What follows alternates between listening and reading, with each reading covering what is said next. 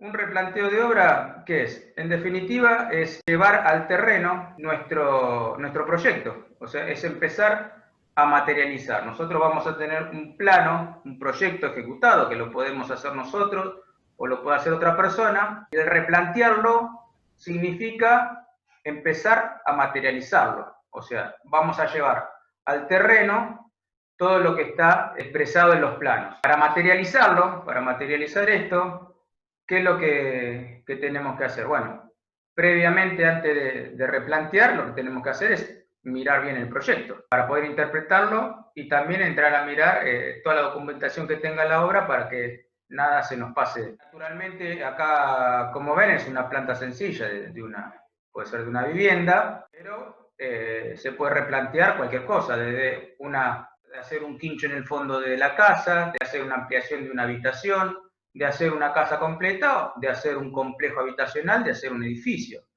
Entonces, dependiendo de la magnitud de la obra que se va a hacer, vamos a tener básicamente dos métodos para hacer replanteo. Uno va a ser de técnicas básicas, como que está viendo acá en la figura, y otro lo vamos a hacer con instrumental apropiado, digital, ¿no? Esas serían las dos maneras que tenemos de replantear, o sea, ¿de qué? De llevar la obra al terreno, de empezar a materializarla. Una manera de guiarnos en el terreno va a ser con referencia conocida.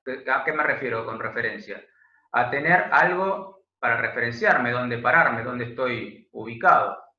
Si yo estoy en un lote que está entre medianeras, bueno, mi referencia inmediata va a ser el eje medianero o la medianera o la línea municipal. Son referencias conocidas, ¿no? O quizás una ruta, que yo a tantos metros tengo que estar de esa ruta, pero en definitiva es una referencia conocida. Y sin referencia conocida puede ser por medio de la orientación, o sea, de los puntos cardinales. Si replanteamos en un campo, donde tenemos que hacer en el medio del campo una vivienda, bueno, ¿qué referencia tenemos? Nada, salvo algún árbol que nos indique, pero ahí vamos a tener que ubicarnos en base al norte, al sur, al este y al oeste, ¿no? Lo primero que vamos a ver para replantear una obra son los ejes, ¿no? Los ejes de replanteo. Yo le subí unos planos a ustedes, los ejes de replanteo, los ejes principales y los ejes secundarios, ¿no? Acá ven una planta de una casa, ¿lo están viendo? Bárbaro. Bueno, acá ustedes fíjense que tenemos dos ejes principales, ¿eh? El eje número 2 y el eje número 1. Lo primero o sea, esos ejes ya están volcados en el proyecto. Cuando hacemos el proyecto, nosotros vamos a proyectar esos ejes para que después, mediante esos ejes, hagamos el replanteo. Entonces, en este caso, nosotros tenemos acá, lo que les decía antes, una referencia conocida, que es el eje medianero, EM es el eje medianero, LM es la línea municipal, y acá tenemos el otro eje medianero. Entonces, nosotros lo primero que vamos a hacer es tirar una tanza, como recién veían en esa foto, y tirar los dos ejes principales de replanteo. En este caso, fíjense que este está a 4,30 metros del eje medianero, paralelo a 4,30 metros, y después, transversal a ese, va a estar a 21,50 metros de la línea municipal. Entonces nosotros con una cinta métrica o con un elemento de mayor precisión, vamos a marcar esas dos medidas y vamos a volcar en el terreno ya la ubicación de estos dos ejes principales, ¿no? Cuando hacen un proyecto, lo que yo les decía antes, ya en el proyecto, además de poner las dimensiones de las paredes, colocan en el proyecto los ejes de replanteo, que estos ejes de replanteo son los que van a hacer posible llevar esta obra al terreno. Entonces, fíjense acá, por ejemplo, mi casa, este frente mide 4 metros. Yo voy a tener a 1,30 m la línea del borde de la casa y a 2,70 la otra. Ya tengo ubicado mi eje de replanteo que está ubicado a esa distancia del total de la casa. ¿Se dan cuenta? Y así pasa con el transversal, ¿no? Donde yo acá tengo 17,60 metros y yo sé que a 5,70 comienza mi casa y a 11,90 está la otra pared. O sea, esos ejes de replanteo yo los voy a materializar dentro del proyecto. Profesor, criterio del que lo dibuja o... Exactamente, es el criterio del que lo dibuja. Claro, ahí no, va mi pregunta lo que se también. respeta, lo único que se respeta, bueno, es lo que se tiene que respetar, obviamente, la línea municipal y el eje medianero. Sí. Mi duda ahí veo que los dos ejes principales tiene uno a 21 metros. Sí. Teniendo en cuenta que los dos ejes principales son los que interesan, Sí. uno puede ponerlo a criterio, ¿no? Poniendo en vez de 21 metros pueden ser 10, pueden ser 15, pero siempre respetando la escuadra. Eso es lo que ustedes lo van a volcar a criterio del proyectista. La línea municipal, el eje medianero... No lo podemos cambiar, obviamente. No lo van a poder cambiar. Y lo van a tener que tomar como una referencia. Como referencia. Otra cosa que veía en los dibujos, ahí tenemos lo que nosotros le llamamos gallinero, o algunos le dicen también el corral, donde se arman las estacas para comenzar el replanteo. Está hecho a 50 centímetros. A 1 metro lo acostumbré a hacer. 1 metro también es, digamos, Es indistinto, porque eso es solamente a los efectos de ustedes poder realizar la fundación. No importa si es 50 centímetros, 1 metro. No, justamente por la excavación, 1 metro siempre es más cómodo. Claro, y para que no se lo lleven por delante, ¿no? Exactamente, justamente, sí. Por ejemplo, yo acá me adelanto, pero les voy mostrando, ¿se acuerdan cuando vimos este plano de estructura? Estuvimos viendo el tema que estaba mal, que se topaban los textos. Bueno, fíjese que ya en este plano de estructura, yo ya tengo ubicados los ejes de replanteo. En donde se acuerdan que yo le había comentado que, por ejemplo, este eje de columna está a 1,19 m de este eje de replanteo. Yo ya en el proyecto, al ubicar los ejes de replanteo, tengo que acotar las cosas, además, en relación a los ejes de replanteo, que son los que me van a mandar en la obra. Está bien, o sea que si yo teniendo un terreno pelado, digamos, y tengo que empezar a construir, en base a la imagen que me muestra el plano a construir, el proyecto, y los ejes de replanteo, o sea, están ahí por algo, para decirme a mí que las cotas las tengo que poner en base a esos ejes de replanteo. Tal cual, tal cual. Ustedes van a tirar 2 ejes de replanteo. Lo primero que vamos a hacer. Esos van a ser el punto de partida de todo. Claro, ahora sí. A partir de los ejes de replanteo, yo después voy a tirar los caballetes, como decía recién el compañero, y voy a empezar a replantear el resto de toda mi estructura, que siempre va a ir a eje, va a ir a centro. Yo voy después, ahora lo vamos a ver, pero cuando tire el espesor de los muros o de la viga de fundación, va a ir acotada al eje de la viga. Y después, si la viga tiene 30 centímetros o el pozo tiene 40, yo de ese eje voy a sacar 20 centímetros a cada lado, ¿no? Mismo nosotros cuando vamos a hacer un proyecto, un plano, lo primero que vamos a hacer son los ejes. No, cuando se hace un proyecto, ustedes proyectan la casa. Ustedes proyectan toda la casa, definen la casa, la ubicación de todo. Cuando ya tienen, lo primero que uno cuando hace un proyecto lo que define es darle funcionalidad. Estos ejes se colocan a lo último en el proyecto. Estos ejes, si yo de repente lo muevo de acá y este eje lo pongo más para abajo, más para arriba, en definitiva lo único que me va a variar en vez de acá. Si yo este eje lo muevo a 50 centímetros, bueno, estas cotas en vez de estar a 1,19 van a estar a 1,69. Es un eje que me sirve nada más en el momento del replanteo. Una vez que yo hago el pozo y ubico las columnas y la viga, ese eje pasó a... ya está, no lo utilizo para más nada. Esto lo usamos para la fundación, para replantear lo que es la fundación, las bases, y después ya no tiene otra funcionalidad.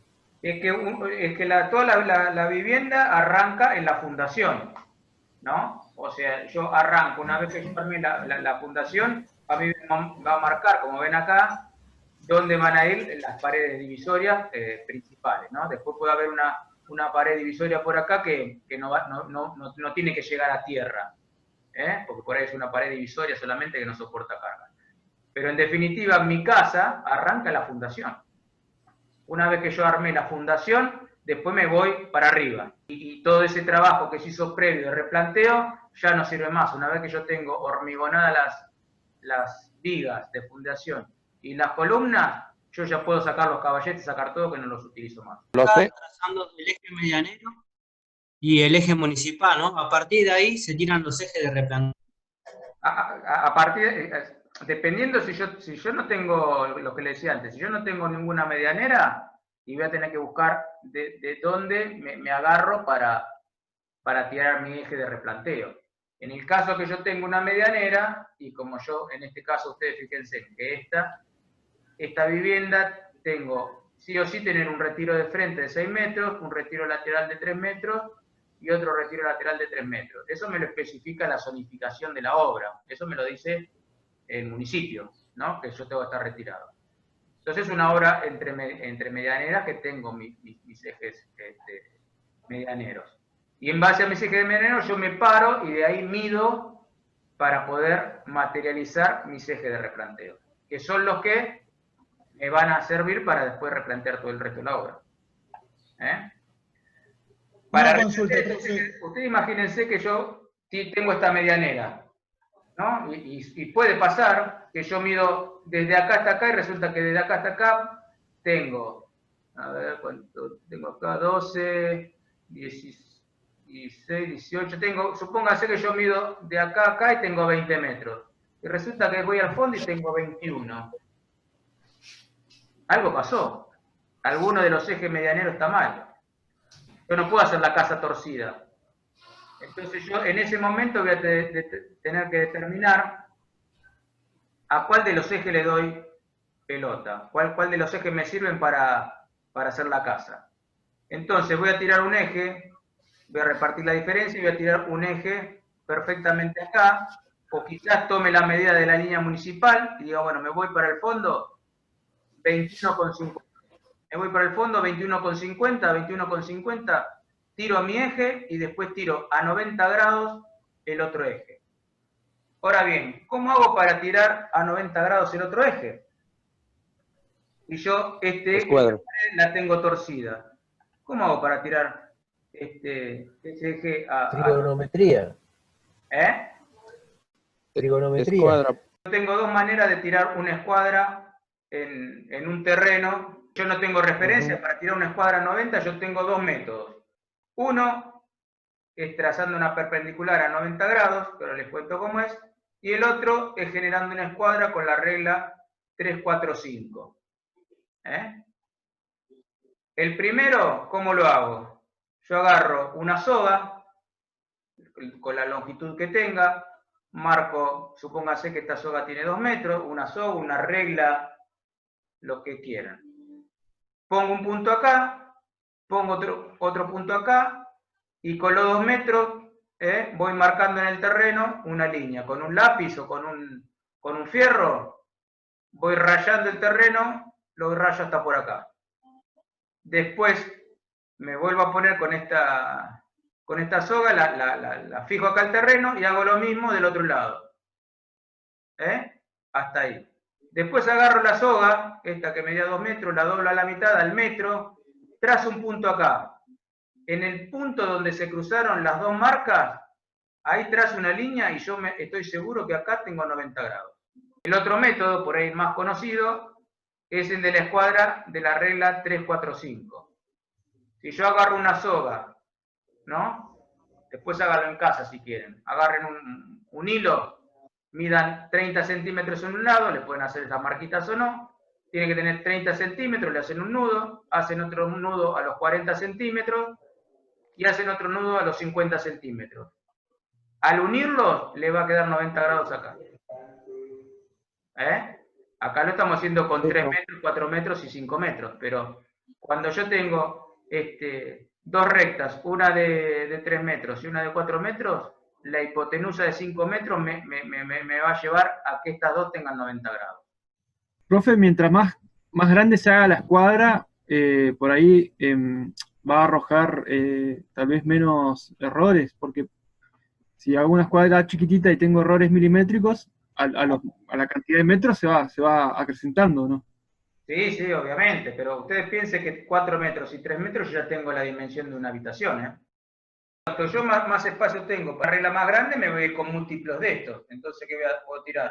12 metros, 3 por 4, 12, 12 por 9, y acá voy a tener que tener 15 metros. Pero los ejes quedan hasta cuando arranca la mampostería. No solamente, al menos nosotros dejábamos eso. ¿Lo que? Cuando terminaba sí, cuando terminaba, digamos, la estructura, quedaban los 2 ejes nada más.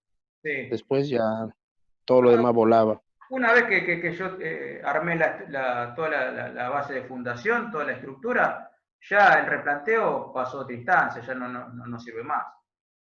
Ya lo sacamos. Sí. Ahí vimos un poquito lo que le contaba, los ejes principales y los secundarios. Y naturalmente, bueno, tenemos que tener como referencia lo que hablamos recién, ¿no? De los ejes medianeros,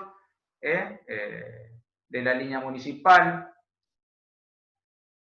Entonces, después, una vez que nosotros tengamos eso, vamos a pasar al tema de los caballetes. Un caballete básicamente puede tener estas medidas. Son los que me van a tirar por medio de los hilos.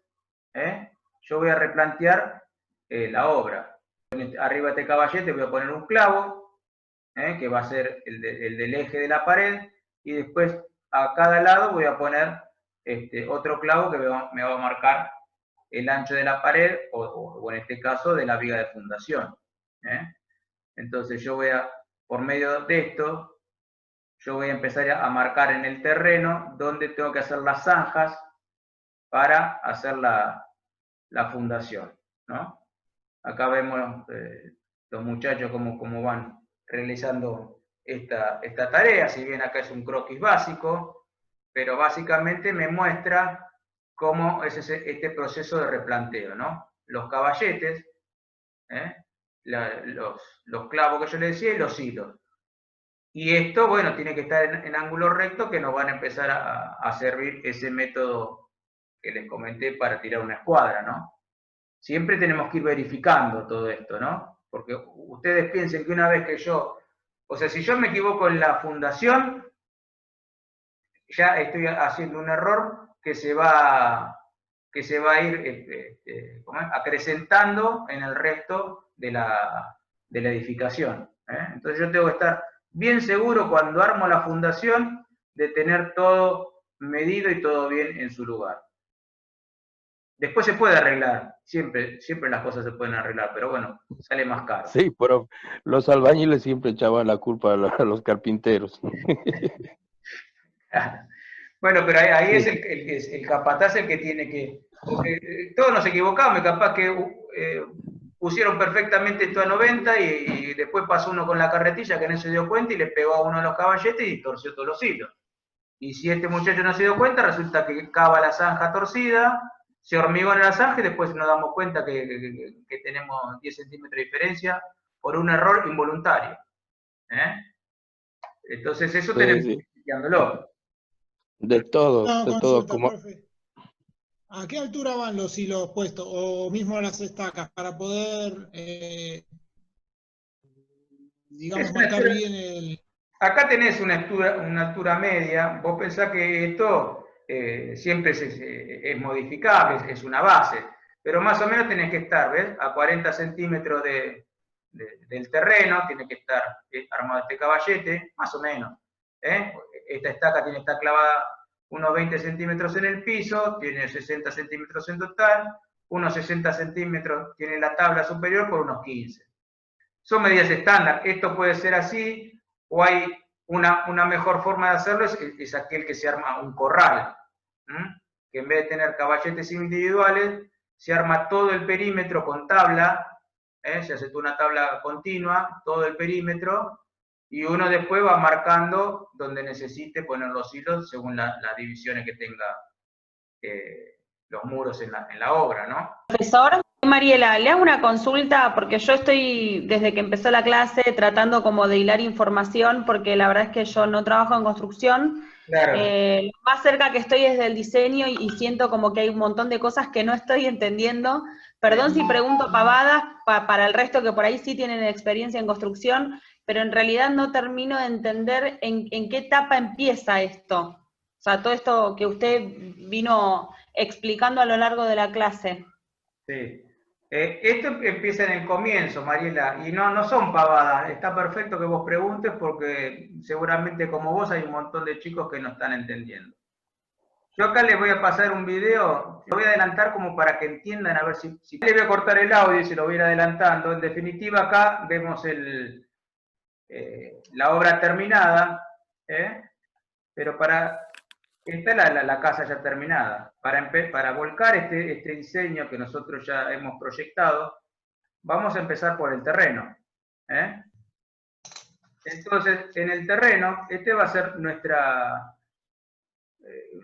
planta de fundación, ¿no? Que es por donde empieza a materializarse la vivienda. Acá es donde nosotros tiramos los dos ejes de replanteo, que estuvimos charlando recién, los ejes principales, y acá es donde empezamos a colocar los caballetes.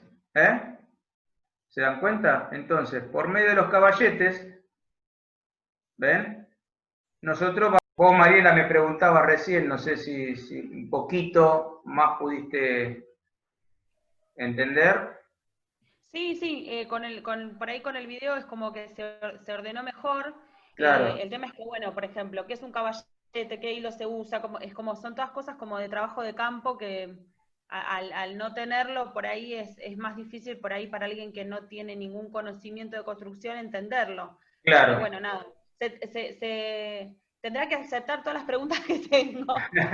No, está perfecto, Mariela, vos preguntá. A veces uno, como los otros chicos ya están cancheros y seguramente trabajan en el tema, ya saben que es un caballete, que es una tanza, que es un clavo, que es un martillo, pero aquellos que nunca tuvieron en sus manos eso, se les hace más complicado entenderlo, hasta que lo entienden. No es nada complicado, pero hay que saberlo nada más. Bárbaro. Acá es lo que yo le decía, que yo tengo los caballetes individuales, y yo acá puedo hacer todo un cerco, que en definitiva voy a gastar más madera, es cierto, pero también voy a tener otra precisión hacerlo. Claro. Los caballetes se hacen de madera, como veíamos en la otra foto, se hacen de madera, se clavan al terreno, después se pone un clavo, y estos son hilos, que puede ser tanzo, puede ser hilo de nylon, hilo de soga. Cuando uno proyecta la vivienda, primeramente uno siempre proyecta las paredes que conforman los ambientes. Esas paredes van a estar apoyadas en la fundación. La fundación está conformada por las bases y las vigas de fundación. Arriba de estas vigas de fundación van a venir las paredes. Las vigas de fundación suelen tener mayor ancho que las paredes. Si yo hago una pared de 15, por ahí la viga de fundación va a tener 20 de ancho. Va a tener un sobrante a cada lado.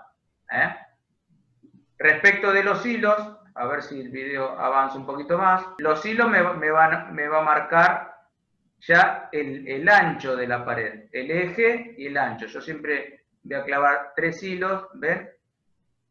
Acá, esta zanja no sigue hasta allá. Yo ya tengo que tener el plano en mente para saber que esto lo tengo que marcar hasta acá.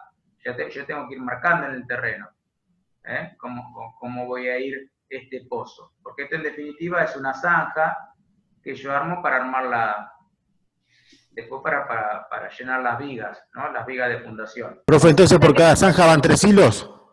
Por cada zanja van 3 hilos. Un hilo que es el que me va a marcar el eje de la viga de fundación, que va a ser el eje de la pared y que va a ser el eje de la columna. Y a cada lado de ese hilo, yo voy a poner otro hilo más, que es el que me va a marcar el ancho de la zanja que yo tengo que cavar. En este caso, el caballete no es un caballete esto es, como le decía antes, es un corral.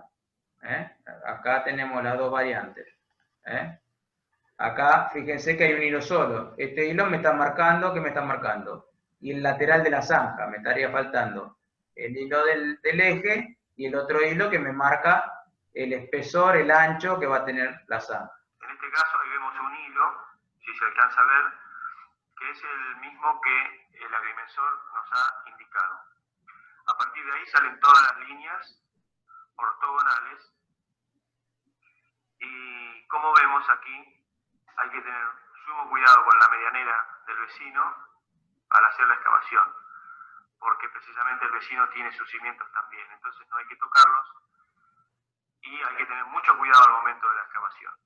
Aquí vemos el corral que comentábamos, ahí ves cómo rodea toda la casa en forma paralela y se ponen clavos ajustando los hilos, que son los que sirven de guía a la excavación y a los muros, a los futuros muros. Ahí se ve perfecto. Los hilos que van hasta el otro lado del corral, indicándonos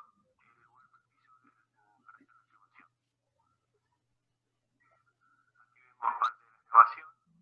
En este caso es tierra bastante negra, pero muy compacta. Ahora vamos a ver de qué forma podemos darnos cuenta cuál es la profundidad de cimentación. Aquí vemos la zanja, el suelo es bastante duro, con lo cual la zanja no se deforma y es fácil de poder hacer los cimientos allí. Aquí vemos la línea perfecta de cimentación. Y el corral que se ve perfecto. Aquí vemos una prueba de la compresión del suelo. Si le pegas con un martillo y el martillo no se marca en el suelo, podés considerar que es un suelo apto. Del mismo modo, si querés clavar la pala y no podés, o se clava solo apenas 1 centímetro, está bien para poder cimentar. Pero si tirás la pala y se clava bastante, entonces te diría que no, que sigas profundizando la cimentación. Bueno, ahí por ahí se les aclaró un poquito, ¿entendieron un poquito mejor lo que estábamos hablando? Sí, profe. Bueno. Sí, profe. Acá hay varias cositas que yo les quiero ir contando, que es un poquito lo que les hablaba con respecto al eje de replanteo y al replanteo de los hilos y al replantear al eje de cada uno de los elementos. Porque, por ejemplo, ahora van a ver acá, ¿ven ahí? Miren, ¿ven que acá es mucho más ancho? Que se va. Bueno, porque acá va a ir una de las bases que son las que van a quedar, o sea, van bases, en toda la obra van las bases que son unitarias y que después las vigas son las que la van a unificar, las que las van a coser. Dos cositas que les quiero aclarar en base a esto es, primeramente, ustedes son profesionales y lo más indicado para hacer una fundación de una vivienda es hacer un estudio de suelo, que se llama.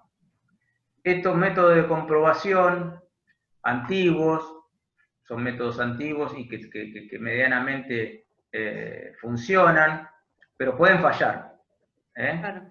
La geotecnia de los suelos es toda distinta. Y hay zonas, y más en el campo, que los suelos tienen movimiento. Nosotros no lo percibimos.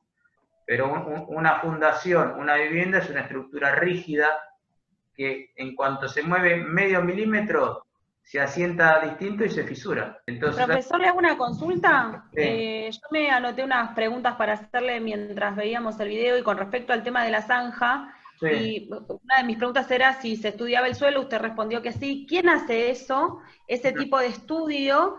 ¿Y de cuánto tiene que ser la profundidad de la zanja? Porque digo, así como estábamos hablando de que los suelos se mueven, ¿sí? Calculo que tiene que pasar un tiempo determinado entre que yo, hablando mal y pronto, zanjé, rellené, para ver si eso, digamos, hace juego o no. O eso ya con un estudio de suelo ya está. Un estudio de suelo te lo hace un laboratorio de suelos.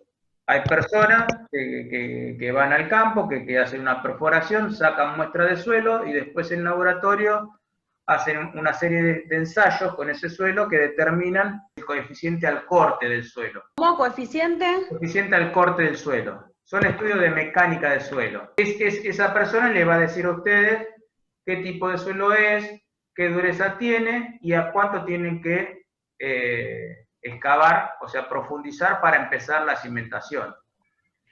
Porque además hay zonas que nosotros tenemos lo que se llama las napas, los ríos subterráneos, nosotros no los vemos, pero hay napas que corren entre la tierra. Entonces por ahí nosotros hacemos un pozo y resulta que se empieza a llenar de agua por la napa que está subiendo.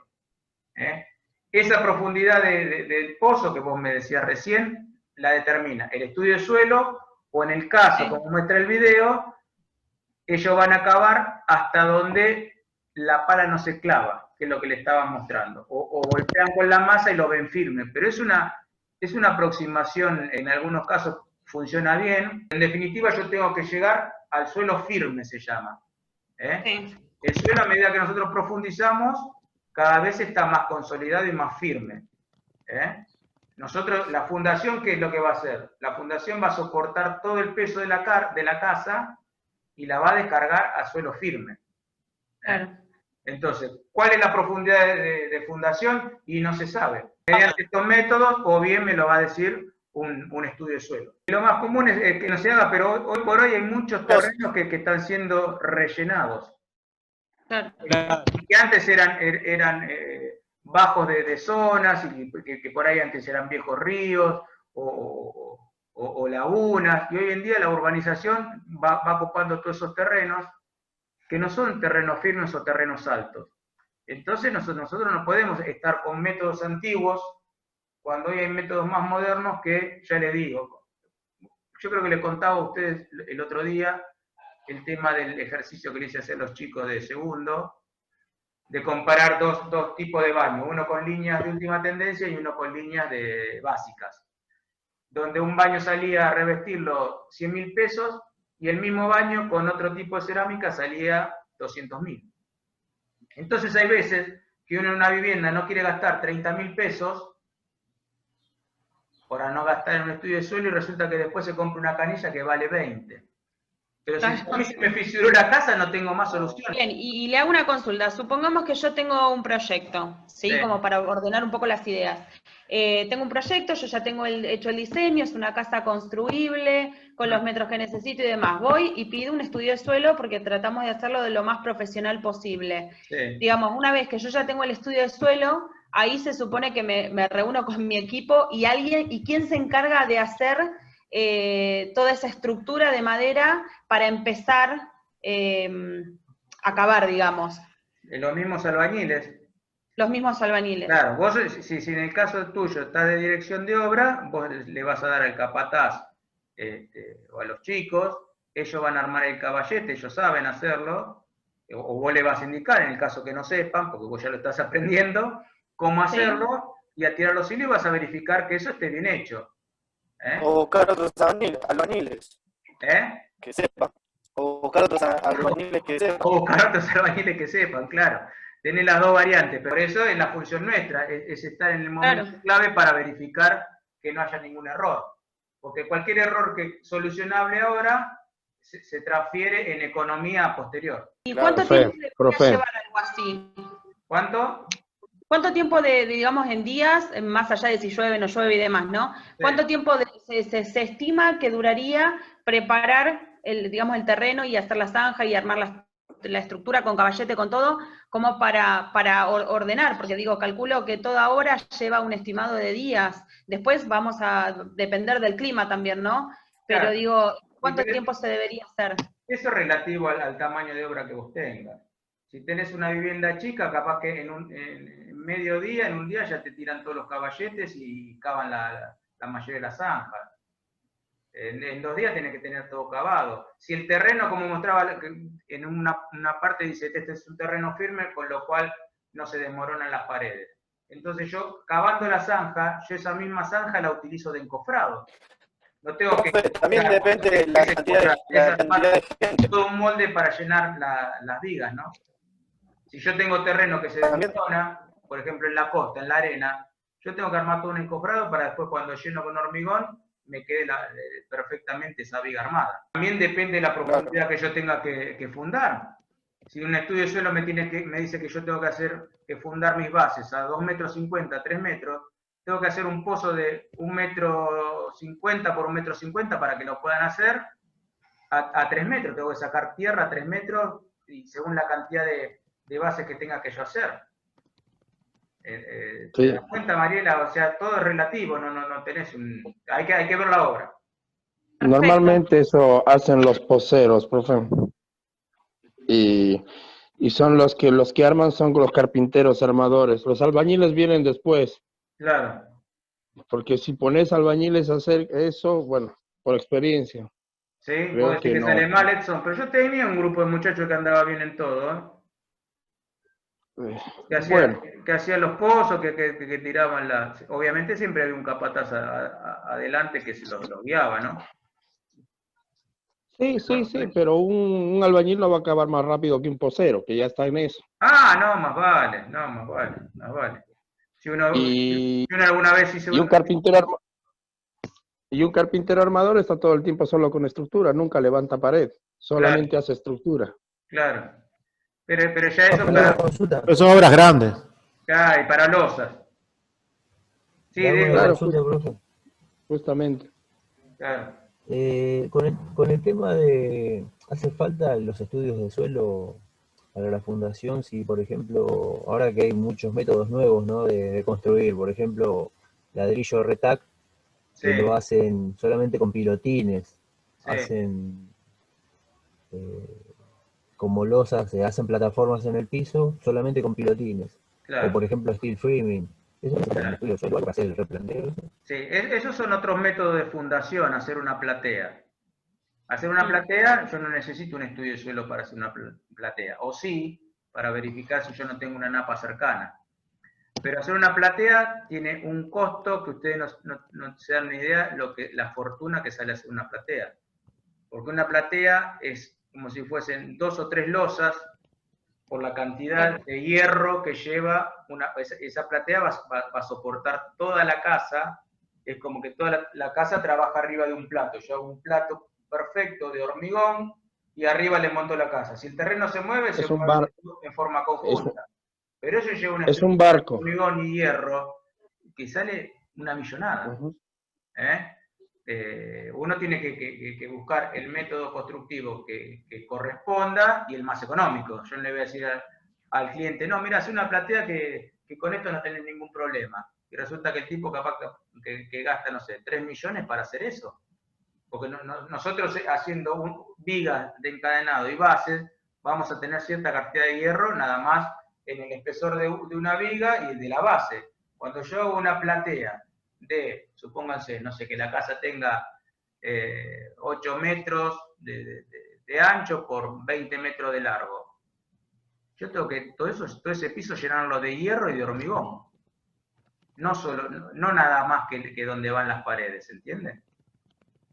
Entonces eso proporcionalmente... Perfecto, profe. Acá se hace mucho eso, las plateas. Una consulta, todas las vigas van con encadenado, van con fierro y concreto, ¿no, profe? Todas, sí. Todas. Y las vigas, o sea, la viga el peso descarga tierra en las bases unitarias. La pregunta 4 dice, dependiendo de la obra, ¿qué instrumentos uso? ¿Puede hablar un poco de eso? Yo hago una casa chica, utilizo el método tradicional o básico, que es el del caballete.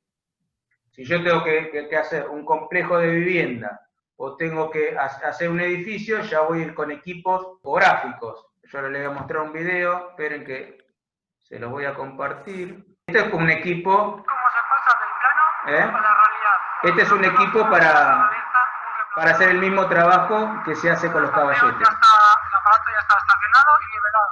Por lo tanto, tenemos que ir al programa de replanteo. Vamos a programas. El número 3 es el de replanteos. Y vamos rellenando datos. Los puntos están en prueba, las mediciones se van a realizar en prueba, continuamos. Y el punto que vamos a querer replantear es el 1001. Por lo tanto, le damos. Nos va a decir que coloquemos tanto en horizontal y en vertical el aparato. Como veis, el azimut entre la estación y el punto que vamos a replantear. Vamos a llevar a 0 en la horizontal. La vertical por ahora no nos importa. Está en 0. Por lo tanto, podemos continuar. Ahora mismo le vamos a indicar qué tipo de prisma o de mini prisma o de jalón vamos a utilizar. Por lo tanto, está en leica circular prisma, que es lo que vamos a utilizar, y la altura del aparato a 1,80. Por lo tanto, ya le podemos indicar al operario dónde está el azimut, o que es lo mismo, vamos a darle la línea en la que se debe poner. Utilizamos una aproximación, la mira que tiene el aparato arriba, tanto arriba como abajo, y luego ya profundizaremos con el ocular. Acá en definitiva con el instrumental lo que va a ir haciendo es ubicando. Ya tenemos la punta de abajo del jalón con el ocular para mayor precisión de colocación. Él va a ir ubicando los puntos que son donde después vamos a hacer los ejes de la zanja, donde vamos a ir marcando toda la obra en el terreno. ¿Se entiende, no? Y nada, le tenemos colocado. Sí, profe. Claro, en vez de los hilos.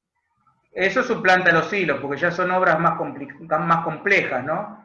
Entonces utilizo instrumental de mayor precisión. Para que mida la distancia. Esto es una estación total. ¿Vale? ¿Algún error habrá pasado?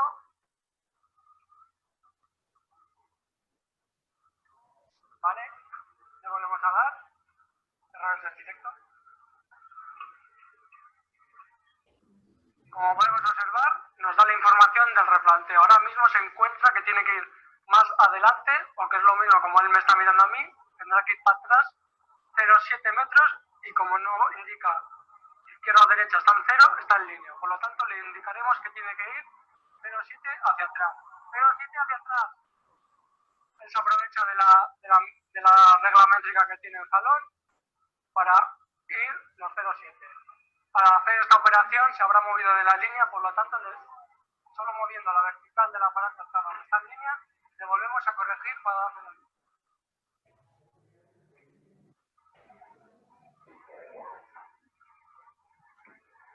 No solamente saca escuadra, ¿no, profe? Sino también niveles. Eso saca todo, la estación total te saca todo, claro. Uno ya poniendo los datos ya calcula todo.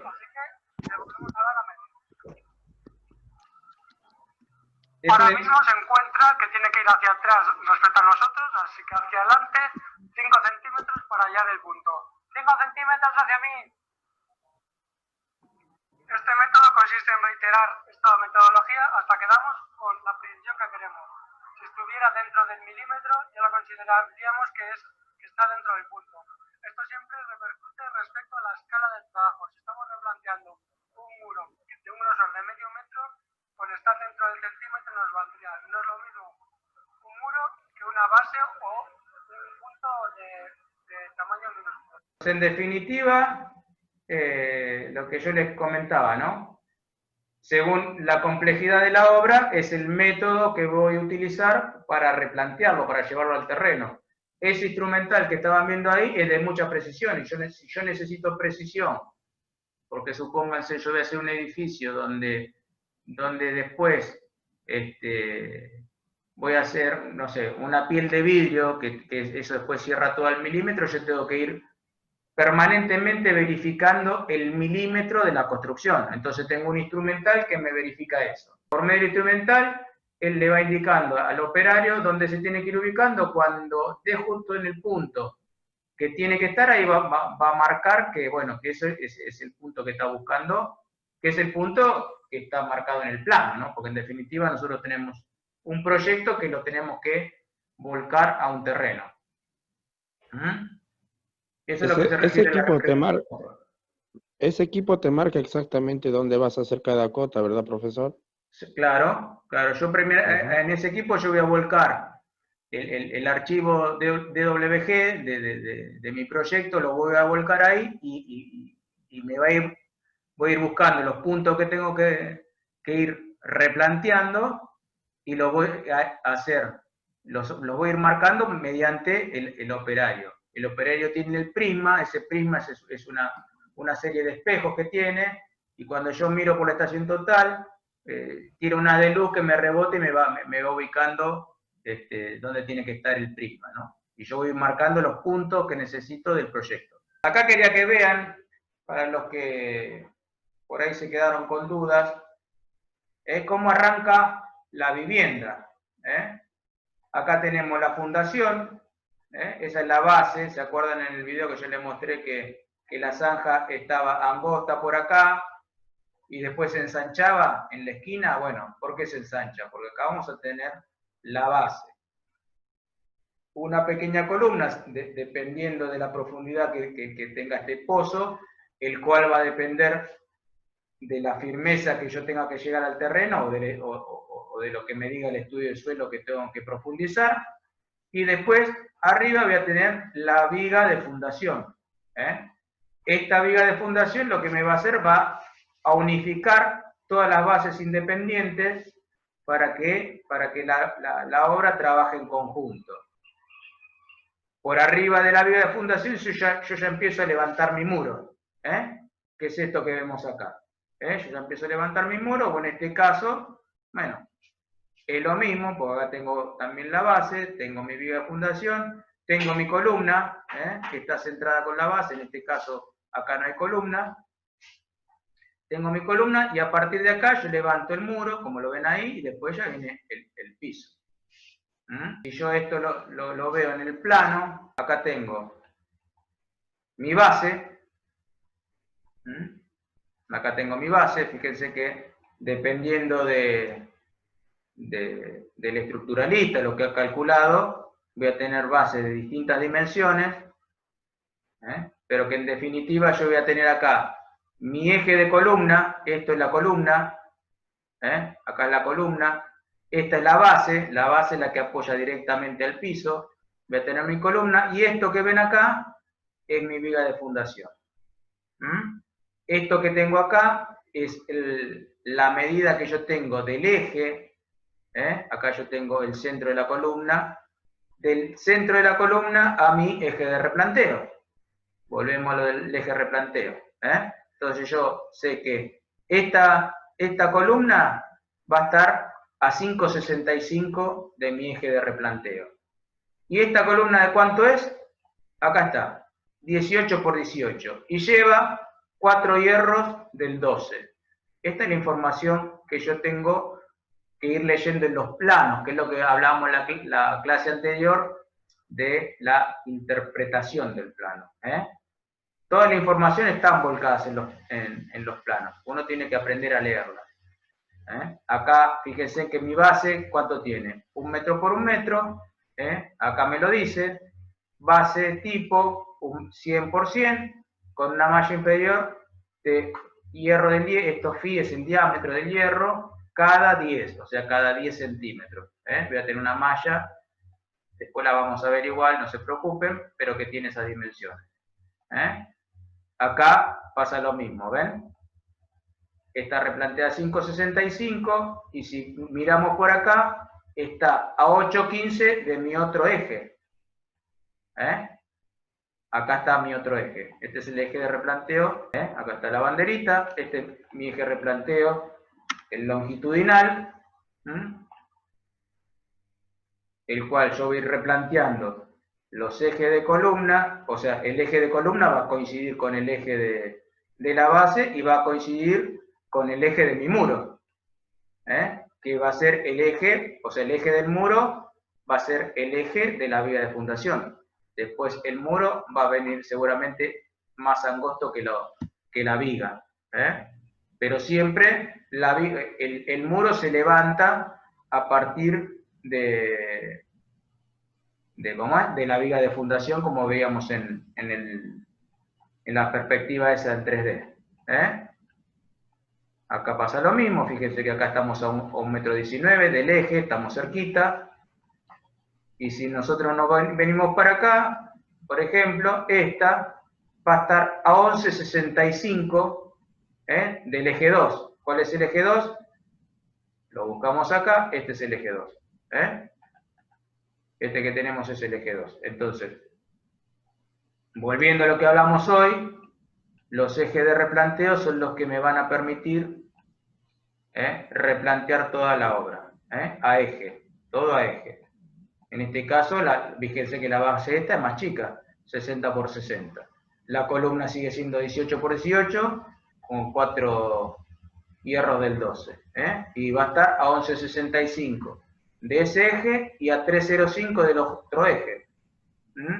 Si yo, por ejemplo, en este caso, en vez de utilizar un método básico, como el de los caballetes, utilizo la máquina esa, la estación total que vimos en el último video, yo voy a hacer parar a mi operario, yo me voy a parar en algún lugar del terreno con la máquina, y a mi operario lo voy a hacer mover hasta que llegue a este punto. Entonces yo, marcando este punto, yo voy a saber que acá tengo ubicada la columna 17. Y así como voy replanteando toda mi obra. Profe, sí. Por ejemplo, en un loteo nuevo, sí. donde hacen las parcelas, los agrimensores dejan puestos los mojones. Sí. Esas van a ser nuestras referencias. Obvio. Ah, perfecto. Uno se va a guiar de ahí. Una cosa que no le dije a los que no saben, Edson seguro que ya está al tanto, pero yo voy a tener esto se los quiero contar porque por ahí después no se me pase por alto, se lo voy a mostrar acá en el AutoCAD. Los ejes medianeros, todos los ejes, en definitiva, es un eje. ¿Qué significa? Este es mi eje medianero, porque esto es una cuestión que por ahí lo vean después en medianería o si alguna vez tienen esa duda. Mi eje medianero, cuando yo tengo un terreno, supóngase que mi terreno mide 8,66 o 10 metros de ancho, el eje medianero. El eje medianero en definitiva es una línea, que esa línea puede estar marcada con una tanza, pero que en definitiva es un eje. Y yo sobre mi eje, cuando nosotros hablamos de medianeras, mi terreno va a estar, o sea, mi propiedad es del eje medianero, o sea, desde esta línea hacia adentro. Desde esta línea hacia adentro. Entonces, si yo construyo mi medianera, ¿dónde la voy a construir? Los 15 centímetros van a empezar de acá y van a terminar acá. Yo acá voy a tener mi medianera armada. ¿Se entiende? Cuando yo mida algo, tengan certeza de que mi lote va a estar de este lado de la pared. Cuando uno arma, por ejemplo, las paredes de 30, que antiguamente se hacían, significa que 15 centímetros están del lado del vecino y 15 centímetros son míos. Sí, una consulta, profe. Usted en el comienzo de la clase había dicho o había dado un ejemplo de si estaba torcida la línea de medianero, ¿no? Si había un metro más. Sí. En el caso ese, hay que parar la obra y esperar a ver qué sucede con esa medianera, o se sigue la obra así torcida. No, imposible. No, pues, nosotros cuando en un damero urbanístico, depende de la dimensión del lote, nosotros vamos a tener, supóngase acá, ¿no? Yo voy a tener acá un vecino, y si mi lote es muy largo, puede ser que acá llegue el fondo de un terreno que sale a esta calle, ¿no? En el momento de la construcción, si esta persona no llamó a un agrimensor y se guió por como le parecía, quizás la pared la hizo torcida. Y quizás esta persona que hizo esta casa, la pared la hizo torcida. Nosotros podemos actuar judicialmente y empezar en un conflicto con los vecinos porque quizás esta persona, la pared, acá donde empezó, hizo sus 15 centímetros de su lado, pero después se fue torciendo y capaz que tiene la pared acá que 5 centímetros están metidos en nuestro terreno. Entonces ahí empezamos en un conflicto donde hay que hacerle demoler la pared o que le pague la porción de terreno, bueno. En ese caso, es lo que yo le decía, bueno, nosotros si notamos que tenemos uno de los muros torcidos, nos tenemos que guiar por alguno de las líneas que nosotros sepamos que son confiables. Si yo tengo un lote así, ninguna de mis paredes está escuadra, bueno, yo me voy a basar de esta línea y yo voy a tirar una paralela a esa línea, al primer eje de replanteo, yo tiro una paralela a esa línea y después con el método de escuadra que yo les contaba, del de la perpendicular o el de la regla 345, voy a armar un ángulo perfecto a 90 grados y voy a tirar mi segundo eje de replanteo. Entonces, una vez que yo ubiqué mis dos ejes de replanteo, porque esto es lo que me va a dar el cuadrante, la cuadría de toda la obra, me va a llevar a escuadra todas las paredes, mi perfecto replanteo de los ejes de replanteo. Si yo no replanteo bien estos ejes, yo puedo hacer que las paredes me queden torcidas. Entonces, una vez que yo tengo tirado estos ejes de replanteo, a partir de esos ejes de replanteo yo tengo perfectamente tirados, yo armo mi vivienda perfectamente escuadra, sin importar lo que pase con las medianeras. Y si quiero, ¿ven? Y ahí me queda mi casa perfectamente cuadrada. Si yo me agarraba de esta pared y me iba a quedar un muro torcido, o me iba a quedar toda la casa torcida. No sé si te saqué la duda. Sí, bárbaro, sí. Aparte entendí un poco más profundo lo del eje de replanteo también. Por eso es fundamental lo del eje de replanteo, porque el eje de replanteo me va a permitir a mí, por eso está todo, fíjense que la base, lo que es la fundación, está todo referido al eje de replanteo. Yo una vez que tengo todo tirado perfectamente al eje de replanteo, yo tengo a escuadra toda la casa. Si no me queda una pared torcida, o un muro, y eso después en donde repercute. Y repercute en las aberturas que no me cierran bien, repercute en los baños cuando porque si yo hago un piso liso no me doy cuenta de que está torcida la pared. Ahora cuando yo le puse una cerámica, la línea del cerámico me marca que la pared está torcida. Yo ahí no lo puedo disimular. Entonces, si nosotros iniciamos la obra bien replanteada, vamos a llegar a un final lo más perfecto posible, ¿no? La línea municipal es la más confiable. La línea municipal generalmente es la más confiable. Aunque hay veces que nosotros por ahí nos paramos en el barrio y ustedes observen, es lo que yo les decía y lo que está. Yo ahí en la página les puse, como para que lo lean, uno tiene que empezar a ser observador. Uno tiene que ir caminando, tiene que despertar el ojo y entrar a ver. No a mirar. Uno cuando mira y no se da cuenta. Tienen que empezar a ver. Y observen que muchas veces hay líneas municipales que no se respetan. Entonces uno tiene una pared que está más adelante que la otra, uno más atrás. Hay a veces esos juegos que por ahí está torcida, por ahí. Yo encuentro que tengo una casa al lado que la tiene, no sé, 10 centímetros para afuera y la otra 10 centímetros para adentro. ¿Y cuál es mi línea municipal? ¿Qué tiro? ¿Un hilo entre medio de las dos y me queda torcida? ¿Se dan cuenta? Entonces, que buscar dónde pararme firme para que la casa, o sea, en definitiva, si a mí el terreno acá, en vez de estar a 6 metros, mi línea municipal está torcida y uno lo tengo, supóngase que esta línea yo la tenga así, la línea municipal. Bueno, a mí no me importa, porque a mí lo que me importa es que mi casa quede perfectamente en escuadra. Yo tengo que buscar los métodos para que yo tenga unos ejes de replanteo a 90 grados y bien ubicados para que yo cuando lo construya, me queda todo en escuadra. Si yo me agarré de esta línea municipal, que resulta que yo acá resulta que tengo un muro, y yo acá tengo otro muro, que está ahí, yo digo, ¿cuál es? ¿De qué muro me agarro? Bueno, tiro una tanza, y tiro una línea municipal que está torcida. Supóngase que yo tengo acá una calle que no es pavimentada, que es de tierra. ¿De dónde me agarro? Entonces tengo que buscar un medio como para tirar la casa que más o menos me quede y en definitiva tirar los ejes de replanteo a escuadra, y una vez que yo tenga mis ejes perfectamente replanteados puedo iniciar las tareas de fundación y yo sé que voy a llegar a tener una casa perfectamente construida.